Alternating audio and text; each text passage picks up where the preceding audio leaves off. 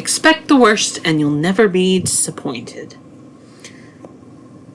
The counseling center received a call from a woman who requested an intake appointment because she was overwhelmed with sadness and perpetually gloomy mood. She said she couldn't stand to feel this way any longer. Francine was a married woman in her mid-40s who worked in a skilled production position at a local airplane manufacturing plant with an average but generally pleasant marriage to two grown children. Upon meeting with her therapist, it wasn't immediately clear what the presenting problem was in her life. Francine described a reasonably functional marriage to a man who treated her with general respect and loyalty. Her children were reasonably well behaved and certainly weren't doing anything outside the norm for children of that age. Her job was somewhat stressful due to production quotas and workload, but wasn't really outside the norm, so as to appear to be the serious problem in her life. About 3 sessions in, however, the real underlying issue peeked its head out of the hole like a suspicious groundhog and made itself obvious. Francine had adopted a way of protecting herself from life's disappointments very early on in life and told herself regularly, "Expect the worst and you'll never be disappointed," and she lived by this principle to the letter. Her marriage? She assumed her husband would forget her on holidays or would neglect her feelings or would forget to complete household responsibilities through the week. Her kids? She always assumed they didn't do their homework, keep the room clean, or had a negative attitude about whatever it is that was supposed to happen or whatever she did for them. Work? You guessed it. Her boss was always going to make unreasonable demands, other departments failed to follow through and deliver their part of the project, or she was not going to get her requested days off. It appeared that Francine was creating an artificial negativity, like a cloud over her life, when it didn't really appear that there would have been there normally. The therapist and Francine both agreed that in reality, her life wasn't that bad, and she could verbalize and recognize that things rarely ended up as bad as she presumed them originally to be. But yet, she still remained stuck in this very unhealthy and negative pattern and position. I have great empathy and understanding for anyone who says this to themselves, because I think trying to be aware of what possibly could go wrong and find some way of preparing for these things have, at times, seemed thoughtful and very adult in nature to me. My experience as a parent was that my children were usually gung-ho, excited and full of energy about life, and I had to bulletproof their ideas, their direction, and their environment because they wouldn't or couldn't. Our vision as parents is usually what keeps kids as safe as they are, not factoring in possible negative repercussions and considering them causes either kids or adults to put themselves in completely hazardous positions that can create permanent harm. There have been thousands of examples and even recent history in the media where someone either lacked a necessary sense of self-protection from either themselves or their offspring, and something tragic and damaging resulted because they didn't foresee something negative possibly happening. Back from the area around my hometown, there was an incredibly painful incident where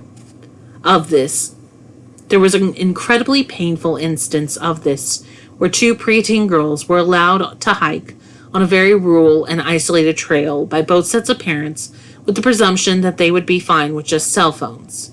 After the unspeakable happened, one of the mothers was interviewed in the local media, and she said something like, "I don't want to live in a world where you can't let your children walk alone in the woods."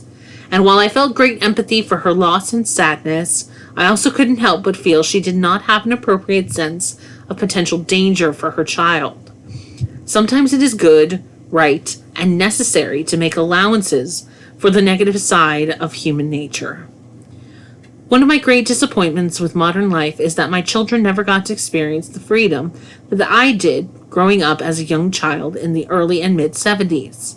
Not only was I allowed to treat my neighborhood and the resulting neighborhoods as free range, but I also got up at 5 o'clock every morning and walked down to the corner to pick up my newspapers, put them in a satchel, and go walk through the dark streets dropping papers off on people's front doorsteps. I look back with great appreciation for this experience because it taught me work ethic and independence that have helped me greatly through the rest of my life. But I also understand that somebody smartened up by the early 90s and figured out that it may not be the safest thing in the world to have your young children out alone and vulnerable in the early mornings. In fact, the very first missing child was ever put on the side of a milk carton was abducted from his morning paper route. So I understand completely that maybe the world has changed for the better. When people tell me that they always expect the worst, I understand that they are taking something that is good and right and necessary and taking it to an extreme. They are either taking it to an extreme because they have a negative view of the world, or because they are trying to lessen the pain of the jolts that life will naturally give each and every one of us before it is all over. Expecting the worst is trying to create an internal shock absorber to cushion yourself against life's bumps and crashes. It is, on the surface, a really smart way of pre-preparing for the big negative life events that are bound to come our way. In this case, the issue is this means you are setting up your whole emotional world on a 24/7 daily basis to just avoid the big shots, even if they only happen on the rarest of occasions, and you sacrifice most of your other days to guard off against them. This would be like worrying about someone dying in your family and carrying a negative daily mood for the expectation of the worst, and all that entails 365 days a year to guard against the one day every 2 or 3 years that someone in your extended family passes away. Unless you have a radically large family full of odd or sickly relatives that are dropping like flies, this is a radically high price to pay in numbers to avoid the shock and emotional pain of one of them passing away. Is it worth having 363 emotionally negative days a year to avoid being blindsided by two really terrible ones? The real problem in adopting this coping mechanism, logical as it may seem in selected situations, is the cost versus benefit ratio that is one's daily emotional mood and state of being. To adopt an expecting the worst always position will keep you in a state of continuous negative apprehension and will heighten anxiety when it actually is supposed to reduce our anxiety. It will also keep you from enjoying the positive that life could and does bring because you're saying that you can't trust in these positive things. Bracing for a car crash would be a logical and proactive thing to do if you were really sure that the car was going to crash imminently and there was nothing you could do about it. To brace for a car crash that hasn't happened is to make riding in a car perpetually miserable. If that car is a metaphor for your journey in life, then you make your entire journey in life uncomfortable and unnecessary. So now we are talking about setting the entire rest of your life up to only be a quest to minimize the pain of tragedy, and that you are completely giving up on any real chance of enjoying, savoring, or anticipating even any positive things that you could either create by yourself or have happen to you by chance. That sounds like an incredibly lopsided trade and a really bad deal. One of the best parts of my own childhood, and maybe one of the primary lessons I carried away from it, was learning to anticipate the next good thing that was going to happen. I remember being very young and looking forward to the end of the school year, starting with Easter, for whatever candy grab there ended up being, and then looking forward to my birthday, which was right before school ended.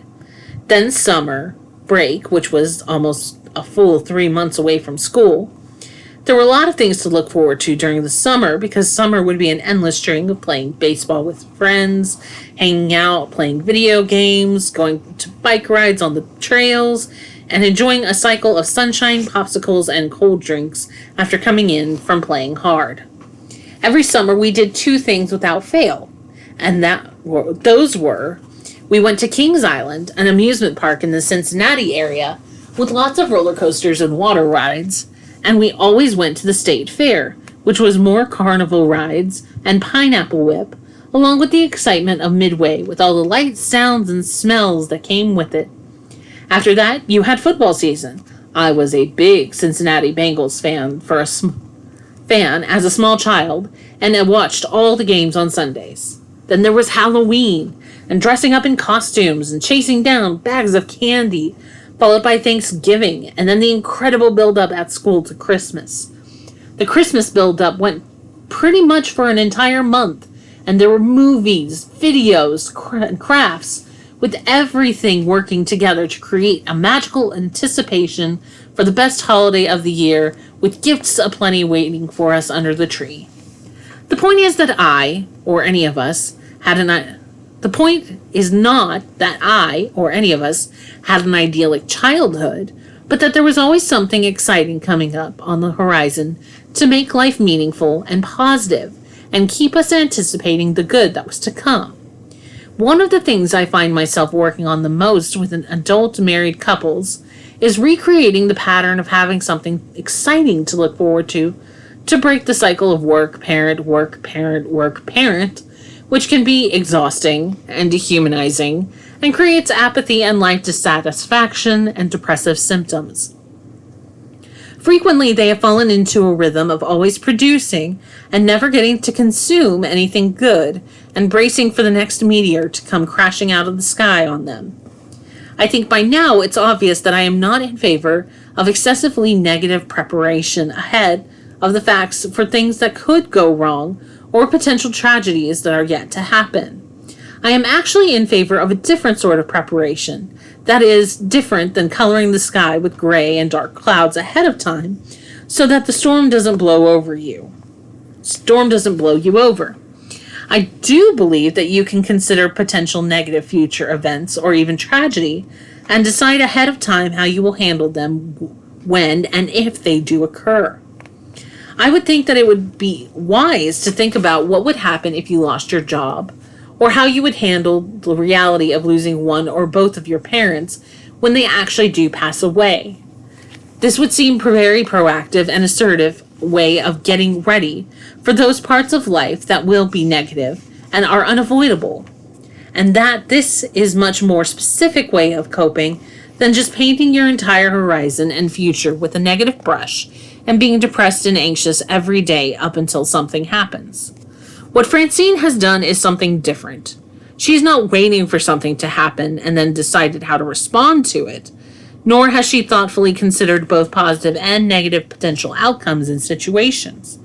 Nor did she decide ethically, morally, psychologically, or emotionally how she would respond if this thing, either positive or negative, had happened. What she has done is something much different. She has projected a negative outcome on something that hasn't happened yet. This is emotionally dishonest. This is a sort of deceitful Nostradamus technique that she would probably not consider as being dishonest, but as being somehow, some way, preparatory. She was trying to create a pleasant surprise when things do go well, and she was also trying not to be disappointed when they don't go well. What she ended up doing was ruining her own surprise. Imagine bracing yourself for disappointment on Christmas morning as a child by telling yourself you won't get anything that you put on your Christmas list and that your Christmas will be a horrible disappointment. So you go out to the tree and see the presents.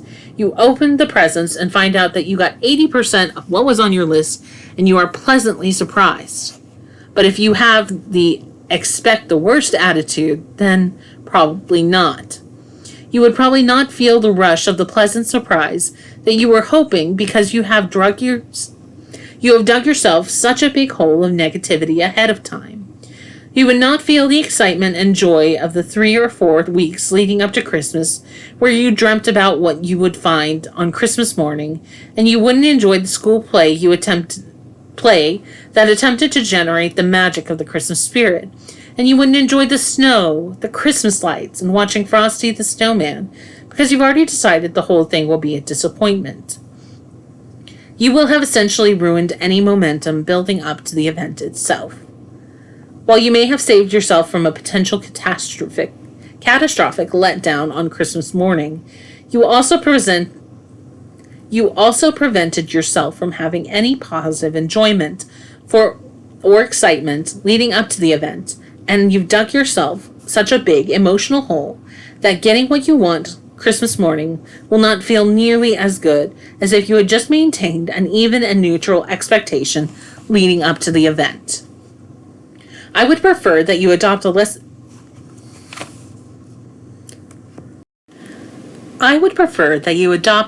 damaging way of trying to wisely brace yourself for the unavoidable parts of life that are going to be hard, painful, or even tragic.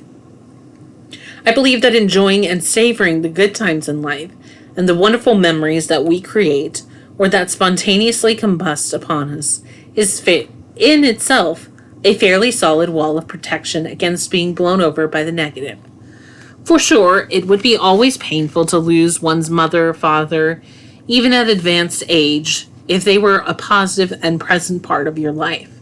But this immediate pain would eventually be transformed and overcome by the wave of wonderful memories that you have had with them over the course of your life. And if you have allowed yourself to have and experience and enjoy these moments. When noted singer Warren Zevon came on David Letterman's late night show after he had been diagnosed with terminal mesothelioma and was quickly approaching death, Letterman wisely asked him if there was anything he understood more clearly now that he was facing the mortality he had missed before.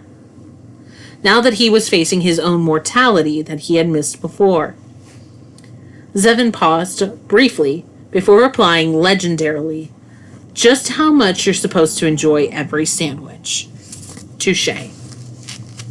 Francine's self-protective negative bubble was a thick one and ended up not being quite the objective, logical, and reasonable defense mechanism that she wanted it to be seen as. Her therapist was a good investigator and suspected that the client didn't just create this way of thinking out of nowhere while she was in a good place in life, but suspected that it was a reaction to something painful. The therapist ended up uncovering that Francine had a painful reaction to her parents' divorce at the start of her teenage years and had been disappointed regularly by one or both parents with visitations or how they handled managing the family on both sides. She had decided that she would never allow herself to be hurt by this again in the future. The therapist worked patiently with Francine to see the value of expect the worst and you'll never be disappointed, only protected her from the biggest disappointments and kept her perpetually disappointed and unhappy through all of the simple and mid-level daily transactions and interactions with others. Francine began to see that she was sacrificing 90% of her daily happiness and contentment to protect herself from the potential 10% of life that could be seriously or catastrophically negative. The therapist suggested that this would be like protecting yourself from the eventual reality of death by choosing to die emotionally ahead of time and thereby losing the ability to live during the whole of your life. Francine was challenged to decide whether she wanted to continue being unable to look forward to anything positive in her life and live in a depressed state, being unable to enjoy the things that were actually good in the moment. This was a challenging transition to be confronted with, and it took 4 or 5 months for her to make a definitive decision to start letting her guard down and letting things either go well or just go without predetermining what they would be ahead of time. With time, however, Francine improved, and she became a more enjoyable person for her husband, children, co-workers to be around, and she surprisingly found that this change in mood slanted things the other way and made things better out of her own effort and control. The therapist then worked with Francine to develop some presumptive problem-solving skills, where she could consider how she would handle things if they went back. Using these skills, Francine was able to weather the unexpected death of a favorite aunt without falling into a cataclysmic depression, and did not roll back to the position of, "See, I should have expected the worst, I would be better protected now." Instead, Francine grieved her aunt appropriately and came to a place about the time she ended therapy where she was able to reflect affectionately and gratefully for all the time she spent with his favorite relative. Francine had successfully changed her life Francine had successfully changed her value of expect the worst and you'll never be disappointed to I will embrace the good that life gives me and survive the bad. I will make both as positive as I possibly can.